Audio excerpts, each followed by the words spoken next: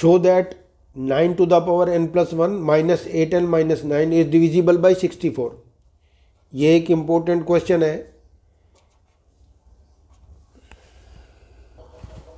जब भी किसी स्केलर नंबर के ऊपर n की शक्ल में पावर हो या बहुत बड़ी पावर हो तो इस बेस को हम बाइनोमियल एक्सप्रेशन में कन्वर्ट कर लेंगे। जैसे 9 है तो इसको 1 + 8 लिखेंगे, उसमें एक टर्म 8 जरूर होना चाहिए क्योंकि यहाँ 8n लिखा हुआ है इसलिए। तो 9 को हम फैक्टराइज कर लेंगे 1 + 8 के टर्म में, तो ये बाइनोमियल हो गया। इस 1 + 8 के ऊपर पावर इंडेक्स तो n + 1 ही रहेगा, ये बाइनोमियल इंडेक्स हो गया। -8n और -9 ये तो बिना पावर वाले टर्म्स हैं, ये एज इट इज़ रहेंगे।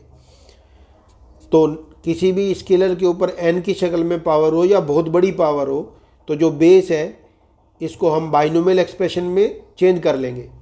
तो 9 को हमने 1 + 8 इसलिए लिखा क्योंकि 8n यहाँ मौजूद है, इसलिए यहाँ जो भी होगा इस 9 के फैक्टर में एक तो वो मौजूद होना चाहिए और दूसरा टर्म जो उसे 9 बना दे उसके अकॉर्डिंग हम दूसरा टर्म लिख लेंगे।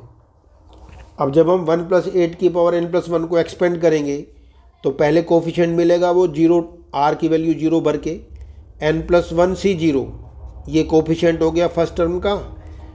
फर्स्ट टर्म के ऊपर इनके डिफरेंस वाली पावर n और r n + 1 ही मिला, n + 1 - 0, और जो सेकंड टर्म है उसके ऊपर ये 0 पावर मिलेगी। अब ये फर्स्ट टर्म हो गया कुल मिला के। अब सेकंड टर्म का जो कोफिशिएंट है वो वहाँ पर 1 लिख के आता है, r की जगह 1 लिखना है। टर्म सेकंड है तो r 1 लिखना है। n + 1 c1, n + 1 c1, यहाँ तो बाइनोमियल इंडेक्स होता है और यहाँ r की वैल्यू 0 फिर 1, इस तरह से कोफिशिएंट मिलते हैं हमें। और फर्स्ट टर्म हमारा 1 है ये वाला, तो 1 की पावर n + 1 - 1 का मतलब n हो गया। और जो सेकंड टर्म है उसके ऊपर ये 1 पावर मिलेगी, r पावर होती है सेकंड टर्म की। फर्स्ट टर्म के ऊपर जो पावर होती है वो बाइनोमियल इंडेक्स और यहाँ पर लिखी r वैल्यू का डिफरेंस होता है, n + 1 - 1 यानी n हो गया। और जो सेकंड टर्म होता है उसके ऊपर जो पावर होती है वो r की वैल्यू ही होती है। अब बाइनोमियल इंडेक्स के साथ कॉम्बिनेशन लगा के हम 2 लिखने वाले हैं। और फर्स्ट टर्म के ऊपर तो पावर n + 1 - 2 यानी n - 1 मिला, और जो सेकंड टर्म है उसके ऊपर 2 पावर। अब जो थर्ड अगला टर्म आएगा n + 1 c, फोर्थ टर्म आएगा 3 लिख के आएगा यहाँ, 0 1 2 3 इस तरह से कोफिशिएंट मिलते हैं। और 1 जो पहला टर्म है उसके ऊपर पावर आएगी इन दोनों का डिफरेंस, n + 1 - 3 मतलब n - 2 मिलेगी। और जो सेकंड टर्म है उसके ऊपर ये 3 पावर मिलेगी। इस तरह से टर्म बढ़ते चले जाएंगे, n + 1 c 4, n + 1 c 5, और करते करते हम आखिरी जो टर्म होगा वहाँ पर ये बाइनोमियल इंडेक्स और r की वैल्यू एग्जैक्टली सेम होती है, NCN आखिरी टर्म होता है, n + 1 c n + 1 ये आखिरी टर्म का कोफिशिएंट है। जो फर्स्ट टर्म है हमारा 1, उसके ऊपर इन दोनों का डिफरेंस यानी 0 पावर आएगी, और जो सेकंड टर्म है उसके ऊपर ये r आता है n + 1। तो कुल मिला के ये तो एक्सपेंड हो गया 1 + 8 की पावर n + 1, बाइनोमियल थ्योरम लगा के हमने एक्सपेंड कर दिया।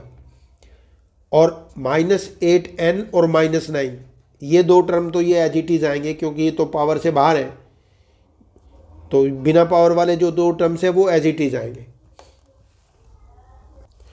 अब हम देख सकते हैं कि जब r की वैल्यू 0 होती है तो उसका आंसर 1 होता है, चाहे यहाँ पर बाइनोमियल इंडेक्स कुछ भी हो, nc 0, 5c 0, 3c 0, ये सब का आंसर अगर यहाँ 0 है तो इसका मतलब हो गया ये 1 है। और 1 की कुछ भी पावर हो 1 होता है, और किसी स्केलर के ऊपर या किसी भी बाइनोमियल एक्सप्रेशन के ऊपर जब 0 पावर होती है तो उसका मतलब तो 1 होता ही है। तो कुल मिला के 1 × 1 × 1 ये 3 टर्म 1 1 का इंटू है, तो ये 1 ही हो गया। प्लस हमें मालूम है जब r की वैल्यू 1 होती है तो जो भी बाइनोमियल इंडेक्स है कॉम्बिनेशन का, जो भी यहाँ पर n लिखा हुआ है तो n आंसर होगा, n + 1 लिखा हुआ है तो n + 1 होगा। और 1 की पावर तो कुछ भी हो 1 होता है, और 8 की पावर 1 का मतलब 8 हो गया। प्लस अब यहाँ देख सकते हैं इसे खोलेंगे नहीं, n + 1 c2 को एज इट इज़ लिखेंगे। ये 1 की पावर कुछ भी हो तो 1 ही होता है, 8 का स्क्वायर आ गया, 8² प्लस अब अगला टर्म nc1 c3 इसे भी खोलेंगे नहीं, 1 की जो मर्जी पावर हो 1 हो गया, 8 का होल क्यूब हो गया, 8 क्यूब। तो ये तो शुरू के 4 टर्म्स आ गए, प्लस इस तरह से करते करते जब हम ये वाला टर्म लिखेंगे n+1 c n+1, तो ये तो 1 हो गया, क्योंकि जब n और r की वैल्यू इक्वल होती है, जब ये और ये वैल्यू इक्वल हो तो कॉम्बिनेशन का मतलब होता है 1। और जब यहाँ पर 0 हो तो यहाँ जो मर्जी हो उसका मतलब भी 1 होता है। तो पहले टर्म का जो कोफिशिएंट होता है उसका भी कॉम्बिनेशन 1 मिलेगा, और आखिरी टर्म का जो कोफिशिएंट होता है वो भी, उसका आंसर भी 1 मिलेगा। 1 की पावर 0 का मतलब तो 1 ही हो गया, और 8 की पावर n+1, तो कुल मिला के हमें 8 की पावर मिली n+1। ये आखिरी टर्म हो गया, -8n और -9, ये तो एज इट इज लिख देंगे।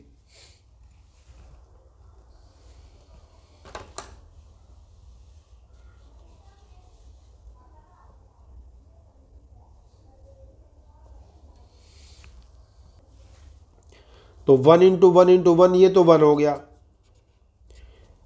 8 1 जा 8, 8 का n जा करेंगे तो 8n आ गया, और 8 का फिर 1 जा करेंगे तो 8 मिल गया। तो ये तो शुरू के 3 टर्म हमें ये मिले, प्लस अब हम यहाँ देख सकते हैं 8 स्क्वायर है, अगला 8 क्यूब है, फिर अगला 8 की 4 होगा, यहाँ 8 की 5 आएगा। इस तरह से 8 की पावर बढ़ती चली जाएगी, और आखिरी में 8 की पावर n+1, ये जो n+1 है सबसे बड़ी पावर यही है। अब n क्या है हमें मतलब नहीं, लेकिन 8 की पावर 2, 8 की पावर 3, 8 की पावर 4 और 8 की पावर n+1 में से 8 की पावर 2 तो कम से कम कॉमन है।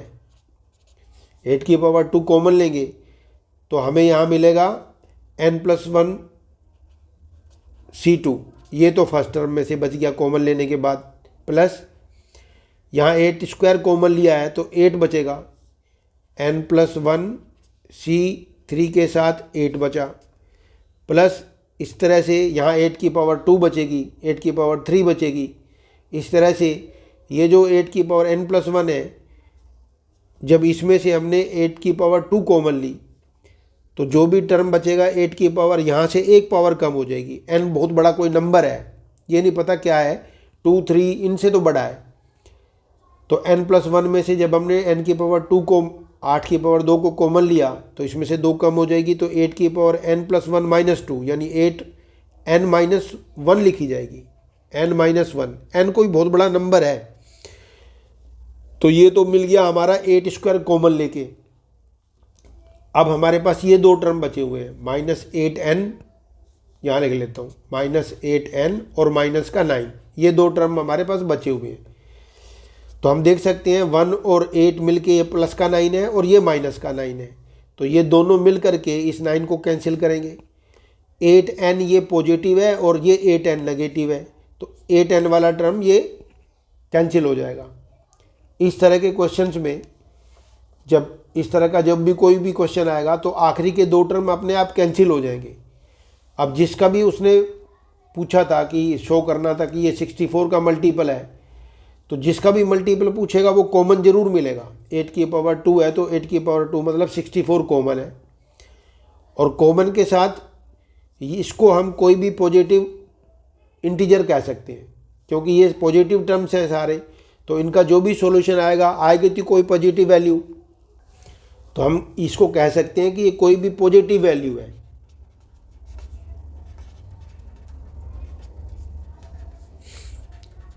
तो ये कोई भी पॉजिटिव वैल्यू है, तो एनी पॉजिटिव वैल्यू हम इसे कहेंगे। अब 64 किसी भी वैल्यू से इंटू हो तो इनका जो भी रिजल्ट आएगा वो 64 से तो मल्टीपल हो ही, 64 का मल्टीपल तो है ही, तो ये जो भी वैल्यू बनेगी ये 64 से डिविजिबल होगी, क्योंकि 64 इसके फैक्टर्स में मौजूद है। इसलिए अब हम कह सकते हैं हेंस कि जो गिवन फंक्शन था 9 की power n+1 minus 8n minus 9 is divisible by 64।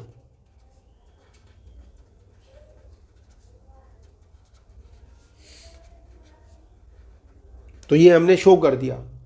64 की जगह अगर कोई और नंबर होगा और फंक्शन यहाँ पर 9 की power n+1 minus 8n minus 9 की जगह जो मर्जी हो, तो इसको देखते हुए जैसे 8n यहाँ देख लिया तो हमने 1 + 8 लिखा है 9 का, तो जो भी यहाँ नंबर गिवन हो उसको ऐसे फैक्टर करने हैं जिसमें से n वाला टर्म मैच हो जाए। 8 है तो 8 लिख दिया, यहाँ पर 7 होता तो 7, 2 + 7 लिख देते। तो ये टर्म मैच होना चाहिए। ऐसा करके जब हम इसे एक्सपेंड करेंगे तो ये जो बिना पावर वाले टर्म से पक्का कट जाएंगे। और जिससे भी डिविजिबिलिटी प्रूव करनी होगी, जैसे हमने यहाँ 64 से डिविजिबिलिटी प्रूव करनी है तो 64 कॉमन आ गया। और अगर हमें किसी और टर्म से 25 की डिविजिबिलिटी पूरी करनी होगी डिविजिबिलिटी, तो हमें 25 कॉमन मिलेगा। जो भी नंबर जिसको डिविजिबल दिखाना है, फंक्शन को जिस भी नंबर का डिविजिबल दिखाना है वही नंबर कॉमन आएगा। ये क्वेश्चन इसी तरह से बनता है। और 64 इंटू एनी पॉजिटिव वैल्यू का मतलब यही होता है कि 64 इसका जो भी सॉल्यूशन होगा उसमें 64 मौजूद है, इसलिए इस फंक्शन में 64 इसके फैक्टर्स में मौजूद है, तो इसलिए ये फंक्शन इज डिविजिबल बाय 64।